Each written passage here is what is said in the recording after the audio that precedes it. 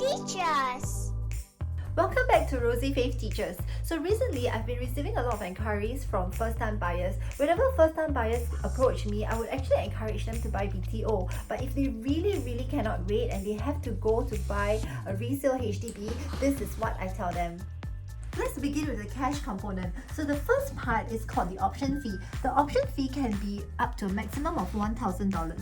Right, followed by the second deposit, which is called the exercise fee, and this is up to a maximum of $4,000. So the option fee plus the exercise fee would total up to $5,000. But when you use a bank loan, what happens is that the entire cash component must make up 5% of the purchase price. What this means is that if you're buying a house that is $600,000, for instance, the 5% would be $30,000.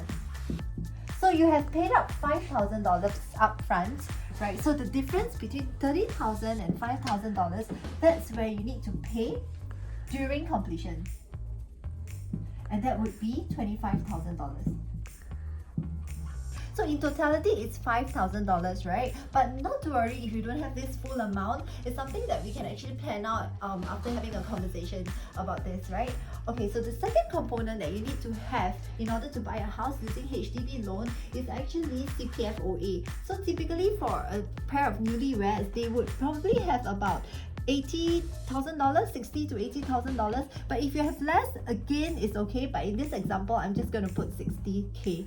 Right? And the third component that you need to have is the loan amount. The loan amount, if you're going from HDB loan, is called HLE, right? Where to apply for this HLE? Do contact me. I'll give you the link, or you can actually just Google it. Apply HLE at HDB website. This is the entitlement that we have as Singaporeans and PRs, right? So in a nutshell, what we have here is 3 different types of grants. First part is housing grant. We call it the CPF housing grant actually, right? So if you buy a 3 or 4 room flat, the grant that you are entitled to have as a first time buyer is $50,000. And if you buy a 5 room flat or bigger, like 5 room EA, Jumbos and EMs, you can actually get $40,000. The government is very generous to first time buyers. They have another type of grant, like I mentioned just now, there are 3. So the second part is enhanced housing grant. So enhanced housing grant is pegged to your salary, right? So you have to share with me your salary scale, both you and your partner, and hence this part here will be covered. And finally, the third type of grant, which is Parenthood Housing Grant, commonly known as PHG. Now, there are 2 parts to this.